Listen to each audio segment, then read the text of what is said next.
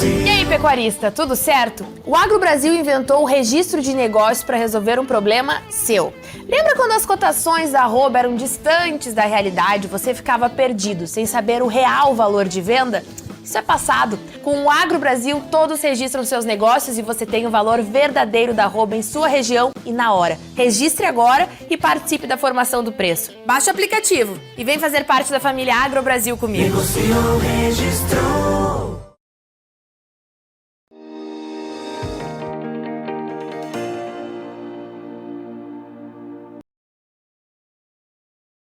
Olá, sejam todos muito bem-vindos. Estamos no ar com o nosso boletim olhando para o mercado do boi.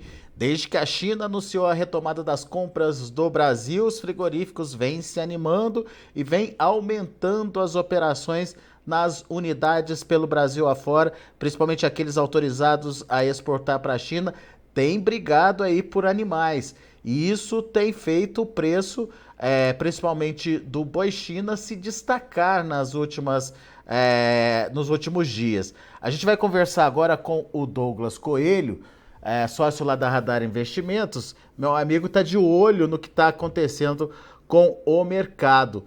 E, ô Douglas, o que você tem percebido?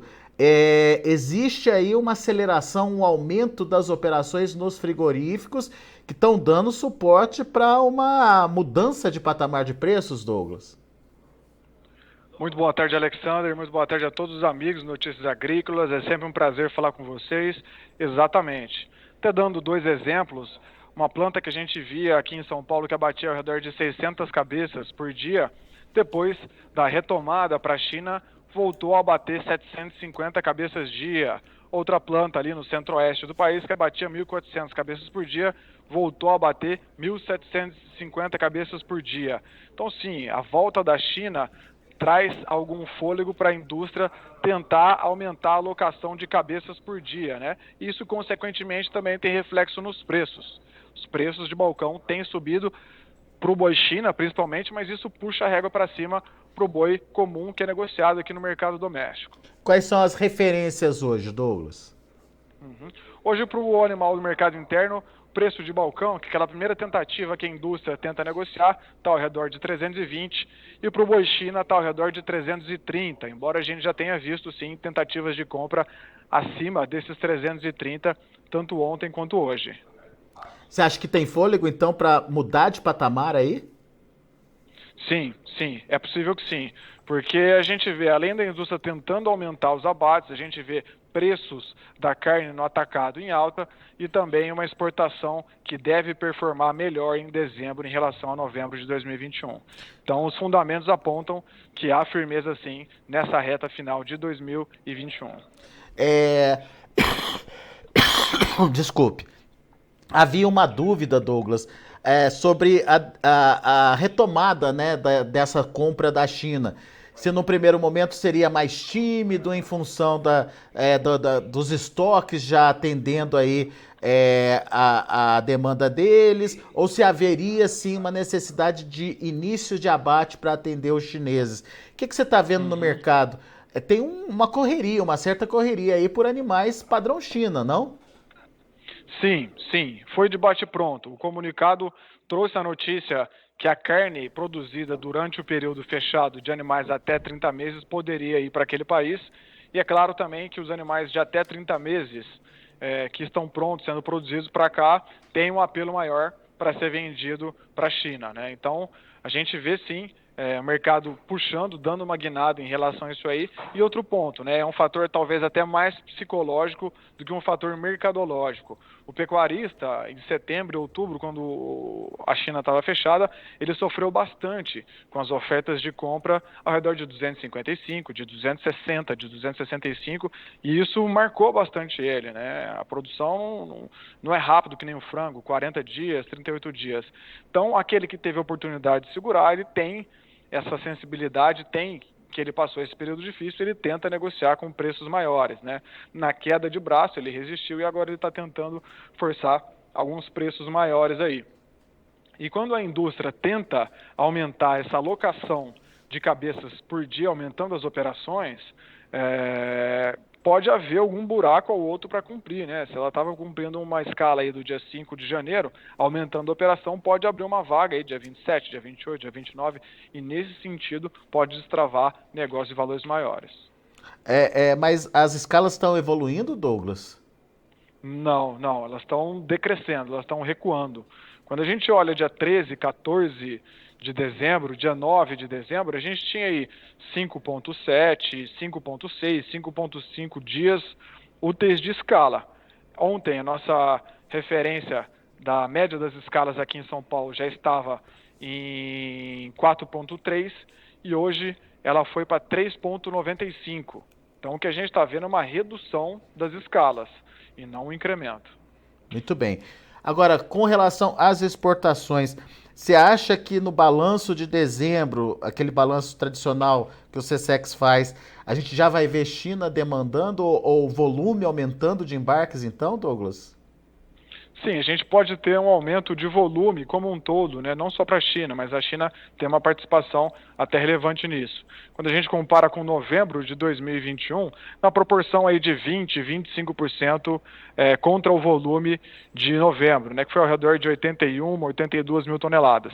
Mas é fato, e a gente tem que ponderar, que a base de comparação de novembro é uma base fraca, né? 80 mil toneladas é uma base fraca.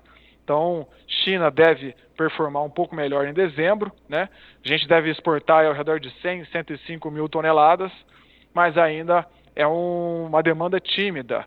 Historicamente, a China e os principais importadores compram menos em dezembro, em janeiro, e a partir de fevereiro que a gente pode começar a ver um volume um pouco mais expressivo dos nossos principais importadores de carne bovina. Então vai ser uma retomada aos poucos, mas que já está fazendo a diferença na precificação já. Exatamente, gradativa, mas já com o nosso principal importador ativo. E daí você diz que o outro aliado para esse movimento de alta da arroba é o consumo interno. A gente viu um começo de mês muito tímido, né, Douglas? Isso mudou, então? Sim, mudou. Em meados de novembro, finalzinho de novembro, a gente tinha expectativa que já no começo de dezembro, as festas de final do ano, as confraternizações, essa reabertura da economia, toda a população mais animada já pudesse puxar os preços da carne, dar mais vazão da carne no varejo. Não foi isso que aconteceu. Dezembro foi ainda bem tímido, bem calmo, né? Os cortes grill, né, e os cortes nobres têm tido uma boa demanda desde o início de dezembro, mas os demais estavam até com quedas de preço, até patinando na hora da venda.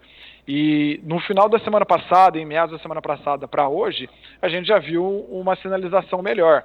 Os cortes grill e os cortes nobres já estavam de vento e popa, continuam vendendo bem. Os outros, os traseiros também, estão saindo bem e o dianteiro e a PA reagiram, né? A ponta de agulha também reagiu. Então a gente está vendo sim um final de dezembro surpreendendo positivamente para as vendas. A gente esperava que talvez isso acontecesse antes, mas agora está bem consolidado, está um movimento bem claro que a gente está vendo aí desde o final da semana passada. Dá uma ideia dessa evolução dos preços para a gente aí no atacado. A gente tinha preços no atacado ao redor de 18,60, 18,70 no comecinho de dezembro, 9, 10 de dezembro. Hoje a gente tem uma referência da carcaça casada aqui em São Paulo ao redor de R$19, 18,99 para ser mais preciso. É possível que esse preço possa ter mais ajustes positivos nos próximos dias, acima de 19, 19,10, 19,20, justamente nessa tentativa da indústria, né, aproveitar essas margens, do varejo aproveitar a margem também no final do ano. E é bom ponderar também que os grandes centros consumidores, a maior parte da população consumidora que está aqui na Grande São Paulo, em BH, em Rio de Janeiro, grande parte dessa população, o consumo vem da carne desossada, a carne de caixaria, né, que o pessoal do mercado costuma comentar. E esses cortes também têm vendido bem, têm colocado um preço acima da média aí, quando a gente olha para novembro, para comecinho de dezembro. Então as coisas estão fluindo melhor agora. Então, esse fôlego para nova precificação vem além do mercado de exportação, também do mercado interno, nesse restinho de ano aí. Exatamente, né? População se movendo mais, tendo algumas mais confraternizações, né? A gente já tem uma terceira dose programada da vacina, A gente passou praticamente 2 anos enclausurado, preso, né? As pessoas estão começando a se ver mais e, querendo ou não, o churrasco, aquela confraternização, a cerveja, o futebol faz parte do lazer do brasileiro e isso está começando a refletir, sim. Legal. Agora, Douglas, e a oferta, hein? O que a gente pode esperar da oferta e se ela pode ser um fator surpresa aí, principalmente para o começo do ano? Para dezembro não deve ser um fator surpresa. Dezembro tipicamente é um mês de menor volume negociado no mercado físico. Agora, com a China voltando mais ativa, que a gente até comentou no início da nossa conversa, né? Aquela queda de braço por parte do pecuarista que aguentou segurar, ele vai reter ainda mais. Então a gente espera que dezembro seja um mês mais calmo ainda do que os anos anteriores, 2020 e 2019, justamente com o pecuarista sentindo essa precificação maior da arroba e retendo esses animais, né? Então, em dezembro a gente espera que haja até uma volatilidade maior dos indicadores no físico, que quando a gente tem menores amostras, né, no mercado físico, os indicadores tendem a oscilar mais. Podem subir R$8 num dia, cair 3 no outro, sobe 10, cai 5, sobe 7. Isso é comum de acontecer e talvez esse cenário fique mais evidente ainda em dezembro de 2021. Agora, olhando para janeiro, a gente tem outros pontos que a gente está bem atento, olhando para a oferta. A gente passou por 2 anos aí de seca, né? Inclusive em 2021 a gente teve seca, geada, mais uma seca depois, foi um ano bem atípico quando a gente olha para o clima. Tudo isso afeta a qualidade das pastagens, que tem reflexo também no índice de prenhez das matrizes. E no começo do ano, janeiro, fevereiro, também historicamente é quando o pecuarista passa uma régua ali no seu sistema de produção, tenta melhorar, descartando as matrizes que não emprenharam, né? Então, possivelmente, a partir da segunda quinzena de janeiro, a parte final de janeiro, essas fêmeas que não emprenharam, que tiveram um baixo índice de prenhez durante esses anos, devem vir a ser ofertadas e isso, em tese, mexe com a oferta. Até lá, a gente não deve ter grandes sustos, pelo menos se as coisas correrem como a gente vê agora. Esse mercado é dia a dia, né? E vai casar justamente com o momento de demanda mais pressionada, né? Tradicionalmente mais pressionada de início de ano, né, Douglas? Exatamente. Por um lado, a gente vai ter o mercado doméstico mais tímido, né? A renda da população que já está comprometida com uma inflação historicamente alta, a gente vai ter impostos, material escolar e outras contas, né, assumidas no final do ano passado, que isso pesa na renda disponível da população e também mexe com o poder de compra, né, das proteínas, mas por outro lado também a gente vai ter um grande parceiro que leva muito volume, acordando mais forte aí no final de janeiro, com o início de fevereiro, que é a China. Isso tende a contrabalancear essa parte da demanda. Demanda interna um pouco mais calma, mais tímida, renda da população comprometida com inflação e impostos, mas o fator China, que estava adormecido, que era uma preocupação aí no último trimestre de 2021, começa a ter mais relevância também no primeiro trimestre de 2022. Bom, a gente tem cenários então para acontecer.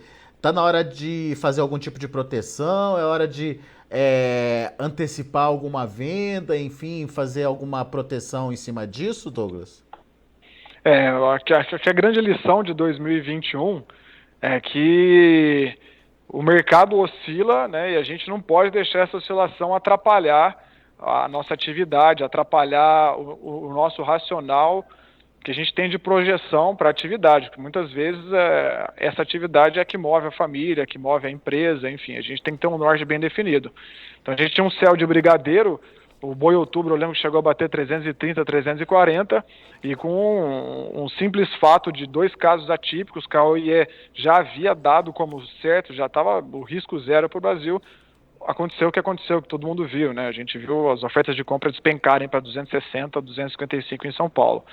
Então, esse mercado é bem volátil, a gente não pode deixar essa volatilidade assustar a gente. A gente, com a China agora, teve um momento de euforia no mercado físico. Para quem tem animal para ser vendido em janeiro, fevereiro e março, que são meses mais curtos, as opções podem ser, sim, uma mão na roda, casam como uma luva, porque uma operação arroz-feijão funciona como um seguro de preço mínimo, mas quem tem apetite, já está mais traquejado, pode usar o mercado futuro para se proteger também. Nesse momento agora a gente tem um boi janeiro na bolsa, na B3, sendo negociado a 339,85, subindo aí 10 centavos em relação ao ajuste do dia anterior. Boi fevereiro, 339 bola, subindo 75 centavos, e o março um pouco mais calmo ainda, até mais lento, né? A gente não teve uma referência porque hoje não houve negócio nele, mas comprador aí em 334,75 e vendedor em 336. Então a resposta é sim.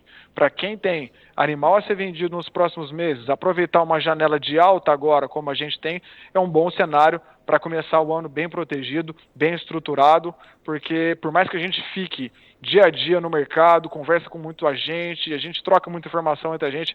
Agradeço vocês também por colocar várias pessoas, várias opiniões para falar do boi. Ninguém sabe o que vai acontecer daqui a 2, 3 meses, né? E é como eu costumo comentar com os nossos clientes, com os nossos amigos. Quando a gente tira um carro da concessionária, uma caminhonete da concessionária, muitas vezes a gente não quer sair nem no próximo quarteirão sem o seguro do carro, porque a gente não sabe o que vai acontecer no semáforo ali para frente. Com o mercado é a mesma coisa. Na maioria das vezes o patrimônio no pasto é muito maior que 20, 30, 40, 100 caminhonetes. Mas o pessoal não tem o seguro. Então é bom começar estruturado para fazer 2022 melhor que 2021. É isso aí. Lembrando que hoje existem ferramentas que você garante esses 340 que estão oferecendo lá para frente, lá na B3, pagando um seguro. Ou, se você preferir, você vende o seu animal, também paga como é que chama isso, Douglas? Um seguro, né? E você participa do movimento de alta se esse movimento ocorrer lá na frente. As ferramentas estão aí, o produtor precisa só entender como operá-las e, enfim, se proteger. Exatamente.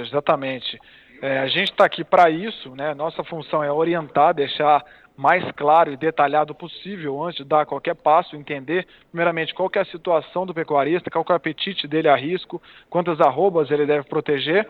Hoje, com internet, um telefone, um sinal de celular, você já consegue executar, dar ordem, saber como é que está o mercado, conversar. Existem N operações, né?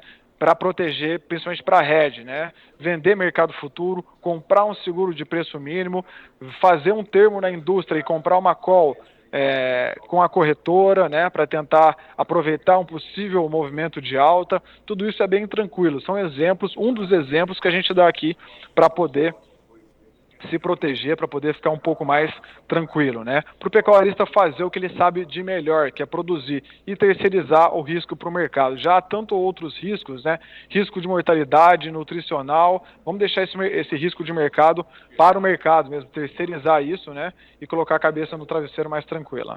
Boa, bela dica. Meu amigo, muito obrigado mais uma vez pela disponibilidade de estar aqui com a gente, contando um pouquinho desse mercado, principalmente nessa reta final de 2021. Quero muito agradecer a sua parceria, Radar Investimentos aqui com a gente ao longo desse ano. Desejar para você um ótimo Natal, um próspero ano novo e que 2022 a gente está junto aqui para trazer mais notícias, mais informações desse mercado que tem sido empolgante aí, né, Douglas? Tem trazido bastante oscilação e bastante nervosismo aí em alguns momentos até. Mas já te agradeço e aproveito para te desejar um ótimo final de ano aí, ótimas festas. Obrigado pela parceria. Eu que agradeço mais uma vez, mais um ano, por essa parceria, que é muito importante para a gente também. 2021 não foi um ano fácil, teve muita volatilidade. Por um lado, essa volatilidade abre janelas, né, para proteção, seja no boi, seja no milho, mas também não deixa de ser um teste para cardíaco, né? A gente tem que controlar a emoção ali, porque realmente teve várias oscilações de preço em todos os mercados aí. Eu agradeço mais uma vez, desejo também para você, para sua família, para o time de Notícias Agrícolas, todos os nossos espectadores, que final de ano seja um final de ano abençoado, perto de quem a gente ama, e vamos trabalhar sim para 2022 ser bem melhor que 2021. Conta com a gente. Valeu, Douglas. Grande abraço, meu amigo. Até a próxima. Um abração, até mais. Tá aí, Douglas Coelho, Radar Investimentos, aqui com a gente no Notícias Agrícolas. Vamos ver... Desculpe. Vamos ver os preços, vamos ver como estão as negociações lá na B3, de olho na tela, vamos lá. Em dezembro, R$ 330,20 com alta de 0,06%. Janeiro, R$ 340,05, alta de 0,03%. Fevereiro, R$ 339 sem negociação, pelo menos por enquanto. Indicador CPEA ontem fechou com queda de 0,36% a R$ 317,70, mas você ouviu aí o Douglas falando da possível correção que deve acontecer hoje no indicador, buscando aí trabalhar entre os 320, que é o preço do boi comum, e os 330, que é a referência para o boi China. São os números do mercado, a gente fica por aqui. Agradeço muito a sua atenção, a sua audiência. Na sequência, tem Tempo e Dinheiro com o João Batista Olive, para você poder acompanhar aqui no Notícias Agrícolas também. Se inscreva em nossas mídias sociais, no Facebook Notícias Agrícolas, no Instagram @Notícias Agrícolas e no nosso Twitter @Notiagre. E para não perder nenhum vídeo, não se esqueça de nos acompanhar no YouTube e na Twitch, Notícias Agrícolas Oficial.